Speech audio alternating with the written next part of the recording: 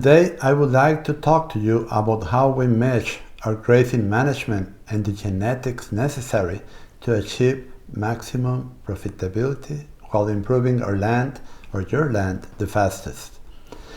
We know that the main determinant of profitability for a ranch is the number of productive livestock you can carry at a low cost per year. And we also know that the major constraint to maintaining a high stocking rate is the amount or the number of productive animals or animals you can maintain through the dry or winter season at a low cost.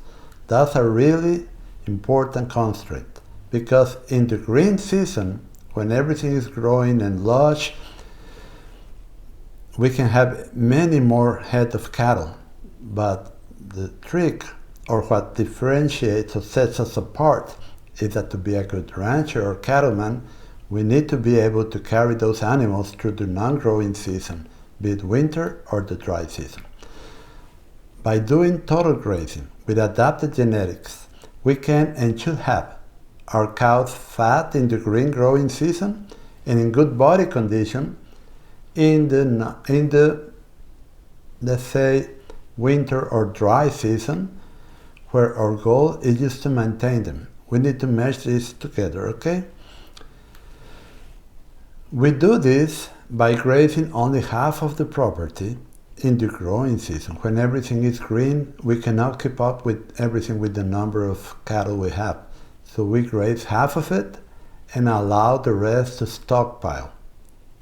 Once the first paddock that we graze in the green season is ready to be regrazed, we go back to it and allow the rest of the property to stockpile to be used when there is no growth. Okay? Now,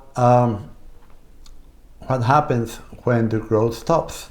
Well, we go to the stockpile area once we finish everything in the green grazing section, and we start grazing in a total way so that we get more cow days per acre, which we know that's what limits our total stocking rate, the number of cows we can carry through the non-growing season, winter or dry season.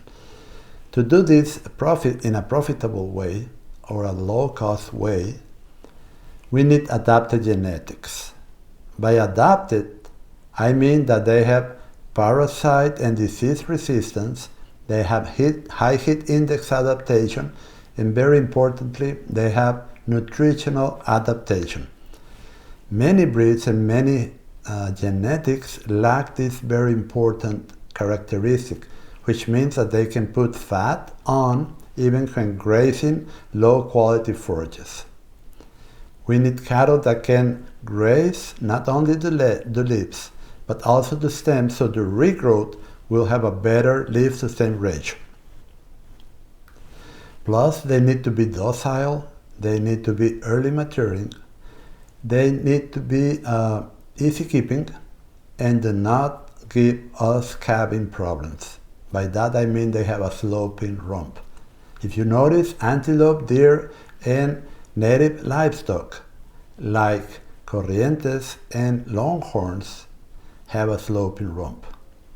So I'm not going to get into those details, but in this I can show you how to select. Wouldn't it be great to be in that situation now? Not have to worry about animals that require excessive pampering and high cost inputs?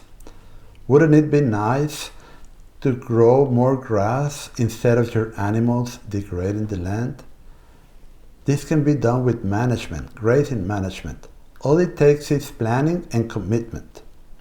It is not rocket science, and many ranchers around the world and myself are doing it successfully for a lot of years, many years, and we are improving our ranches the fastest while we maximize profitability.